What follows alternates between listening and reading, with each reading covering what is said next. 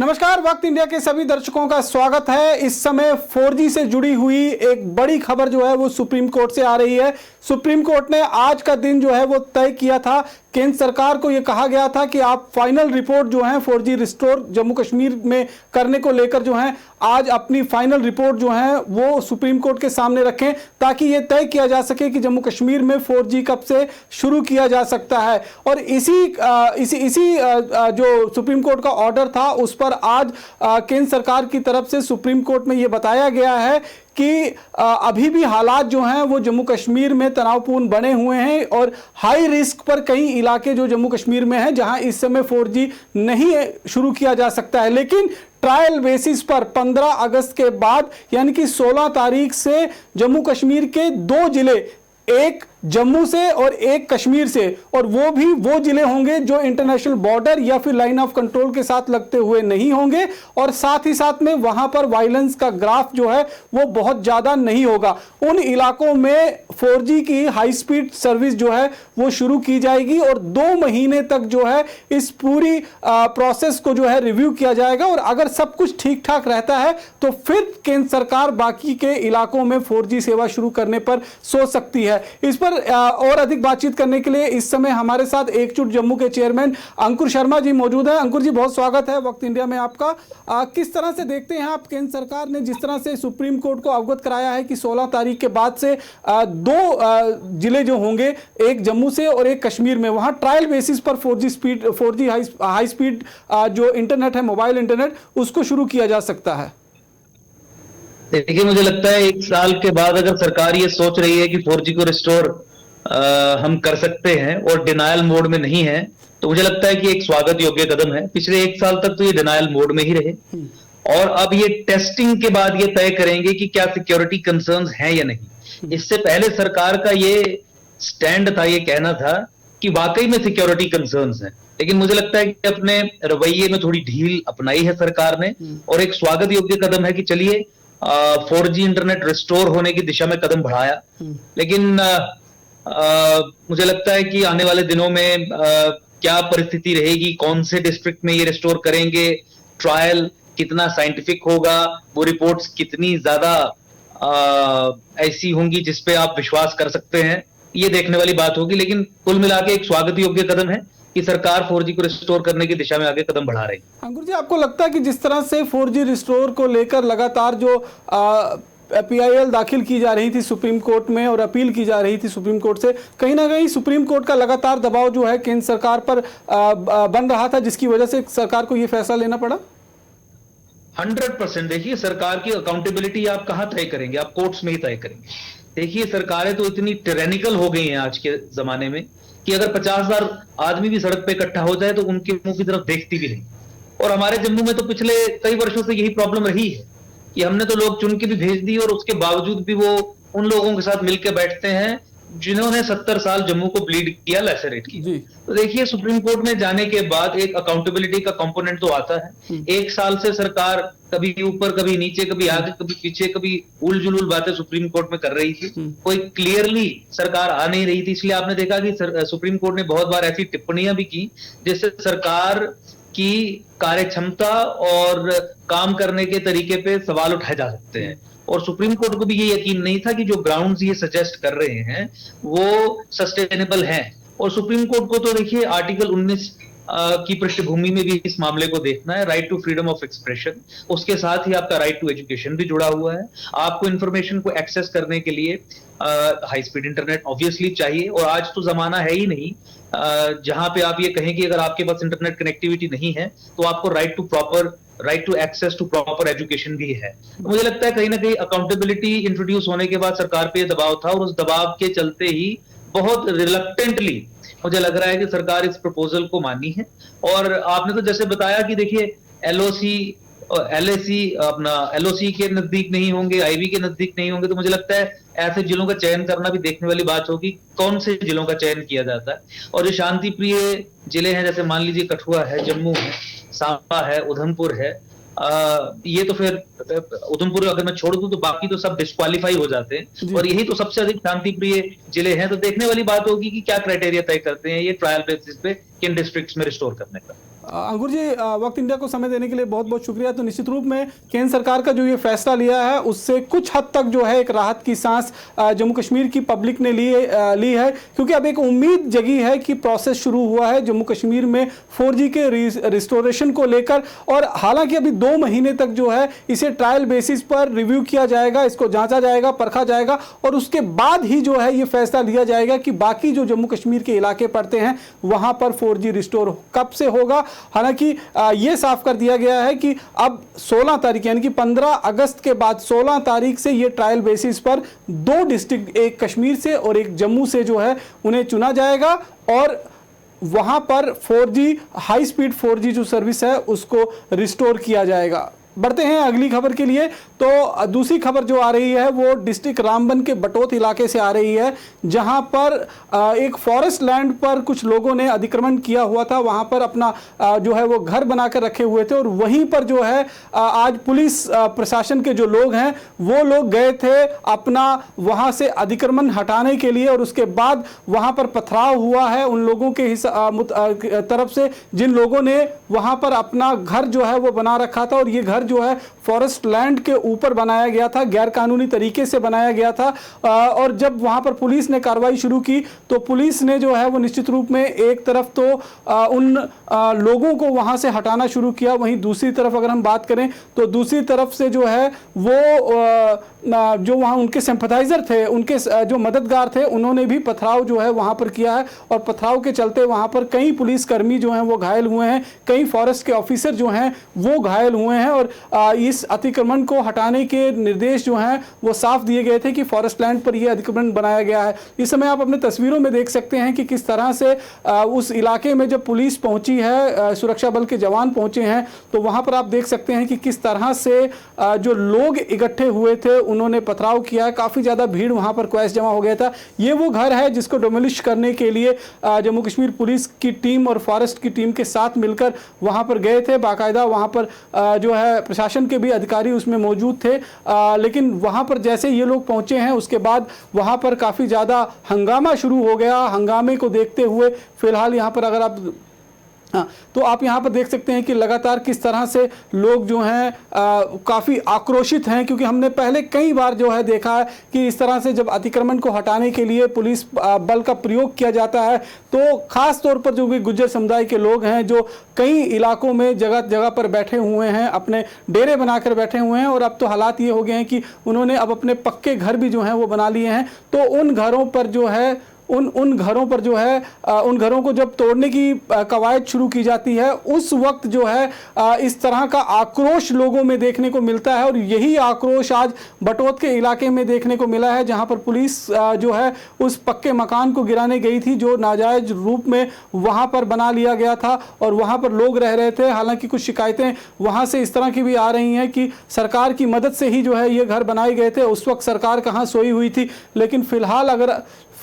फिलहाल अगर आप देखेंगे तो काफ़ी ज़्यादा वहाँ पर लोग जो हैं वो गुस्से में थे और उनके जो समर्थक थे वो लगातार इस बात का विरोध प्रदर्शन कर रहे थे कि जब वो घर बनाया जा रहा था तब सरकार की तरफ से रोक क्यों नहीं लगाई गई। जब घर बनकर वहाँ तैयार हो गया और अब लोग वहाँ पर रहने के लिए पहुँचे हुए हैं, रह रहे हैं, तब सरकार की आंख जो है खुली है, नींद से जागी है सरकार और अब वहाँ पर इस तरह का अतिक्रमण को हटाने की जो है कोशिश की जा रही है। जो वो छोटे बच्चे होंगे वो कहाँ जाएंगे, उनके किस तरह से वो अपना बसेरा जो है वहां पर रखेंगे। अगर आप देखेंगे तो इस समय विजुअल में आप देख सकते हैं कि काफी भारी भरकम पुलिस जो है उसका बंदोबस्त जो है प्रशासन की तरफ से किया गया था, क्योंकि ये पहले भी कई बार एक्सपीरियंस किया जा चुका है कि जब इस तरह से जो अतिक्रमण जो किया गया होता है, जो नाजायज तौर पर जो इलाके कब्जे किए होते हैं और उन पर जब घर बना लिए जाते हैं तो वहां पर जब वो उस घर को गिराने के लिए डोमिलिश करने की जो तैयारी शुरू की जाती है उस वक्त अगर आप देखेंगे तो उस वक्त काफी ज्यादा हंगामा वहां पर होता है और उसी हंगामे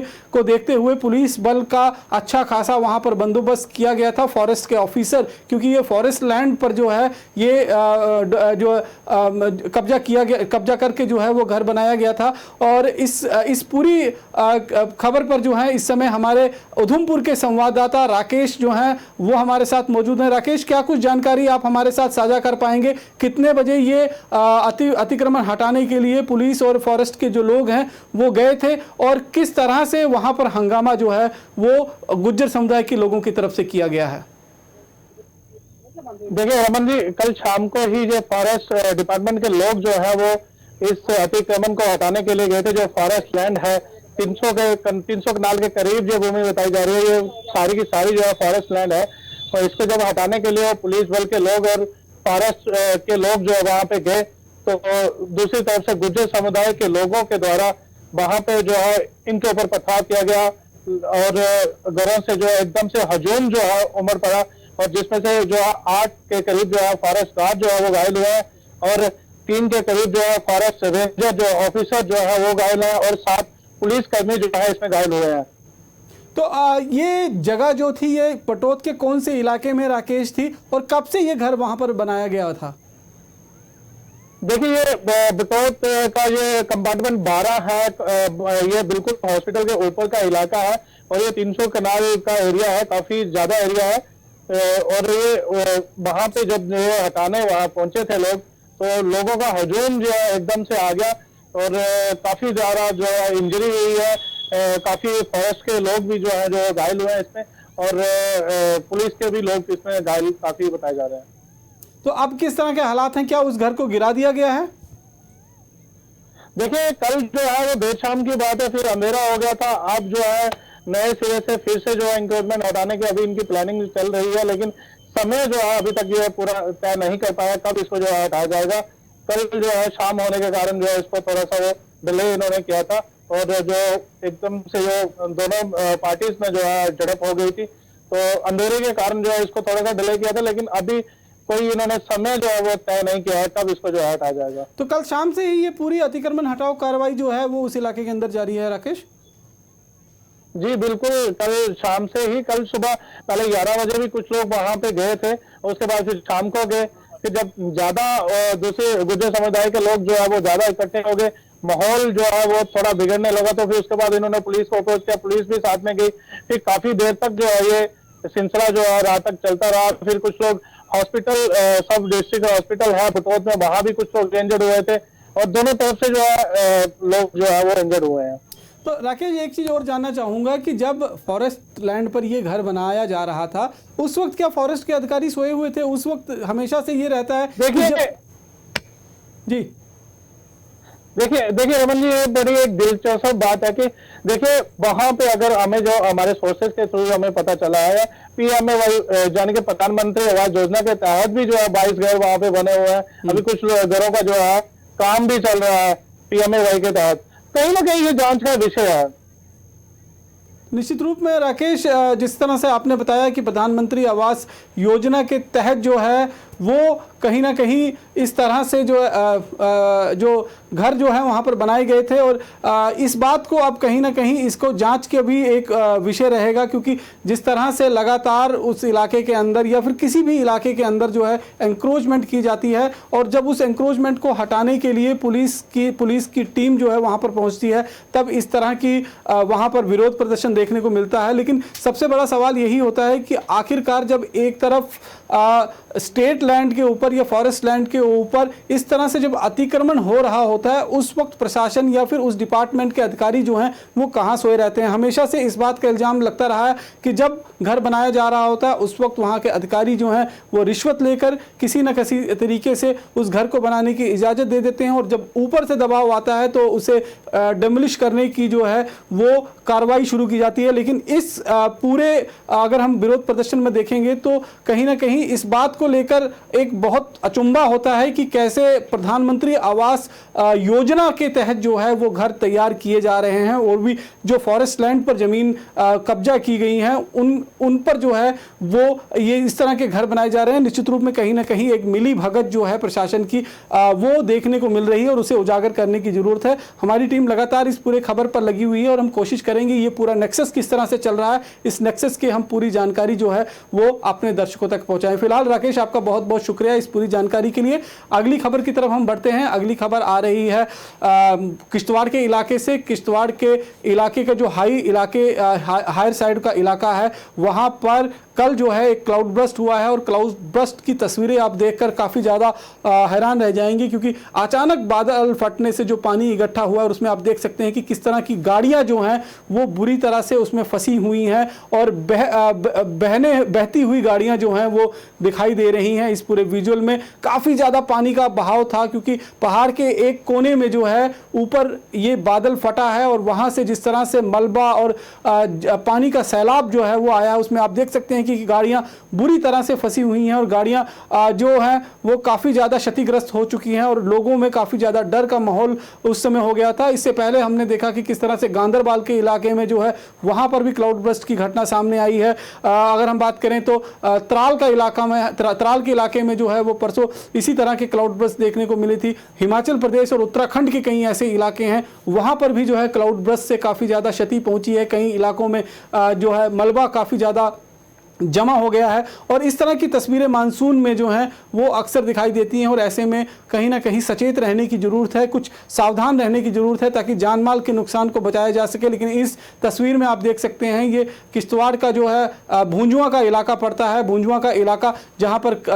ये बताया जा रहा है कि जो बादल फटे हैं, बादल फटने के बाद जो है काफ़ी ज़्यादा वहाँ पर पानी का बहाव जो है वो पहाड़ के बीच में से होता हुआ दिखाई दे रहा है और इसी के बाद जो है वहां पर जो गाड़ियां उस नाले को क्रॉस कर रही थी वो इस पानी के तेज बहाव में फंस गई। और अब किस तरह से हालात हैं गाड़ियों की आप इन तस्वीरों में देख सकते हैं कि एक शोर से बहती हुई गाड़ियां जो हैं वो नीचे ढलान की तरफ पहुंच चुकी हैं। हालांकि इसमें किसी तरह के जान माल के नुकसान की खबर नहीं आई है, क्योंकि जो लोग उसमें बैठे हुए थे वो जैसे ही पानी का बहाव की चपेट में उनकी गाड़ियां आई तो वो लोग गाड़ियां छोड़कर दूसरी तरफ सुरक्षित स्थान की तरफ निकल गए। लेकिन आप गाड़ियों की हालत देख सकते हैं कि कितना ज़्यादा पानी का प्रेशर रहा होगा। जब बादल फटा है तो अपने साथ वो सब कुछ बहा ले जाने को आमादा था और इस तरह की तस्वीरें अभी और भी आने वाले समय में आपको देखने को मिल सकती हैं, क्योंकि अब मानसून का सीजन जो है वो पूरी तरह से पीक में आ गया है जम्मू कश्मीर में और अब जम्मू कश्मीर में आने वाले कुछ दिनों में लगातार भारी बारिश होने का अनुमान है। इसी को देखते हुए जहां पर जो नदियों के किनारे रहने वाले लोग हैं उनको भी सचेत किया गया है, उनको भी आगाह किया गया है कि नदी के बीच में ना जाएं, क्योंकि हमने 2 दिन पहले देखा जिस तरह से तवी नदी में 2 लोग फंस गए थे, वहां से रेस्क्यू ऑपरेशन जो है वो चलाया गया। और फिलहाल आप देख सकते हैं ये किश्तवाड़ के भूंजुआ इलाके की तस्वीरें जहां पर बादल फटने से जो है काफ़ी ज़्यादा तबाही हुई है, काफ़ी ज़्यादा वहां पर नुकसान हुआ है और 2 गाड़ियां जो हैं इस बादल फटने की जो सैलाब आया उसकी चपेट में आ गए हैं। हालांकि ये तस्वीरें जो हैं कल सुबह की बताई जा रही हैं और इस समय जो है वहाँ पर अब स्थिति सामान्य है और गाड़ियों को निकालने की कवायद जो है वो शुरू की गई है। लेकिन काफ़ी ज़्यादा नुकसान जो है वो हो सकता था, लेकिन जान माल का नुकसान कोई नहीं हुआ है। 2 गाड़ियाँ किस तरह से फंसी हुई हैं और इनको निकालने की मशक्क़त जो है अब शुरू कर दी गई है। अगली खबर की तरफ हम बढ़ते हैं। अगली खबर आ रही है कुपवाड़ा से, जहां पर सुरक्षा बलों को एक बड़ी कामयाबी मिली है और सुरक्षा बलों ने 3 जो आतंकी सहायक हैं, सस्पेक्टेड आतंकी जिनको हम कहेंगे, उनको गिरफ्तार किया है कुपवाड़ा के इलाके से। ये नॉर्थ कश्मीर का इलाका है। उनके पास से एक AK-47 राइफल और 3 मैगजीन जो हैं वो बरामद की गई हैं और निश्चित रूप में जिसके पास AK-47 जैसा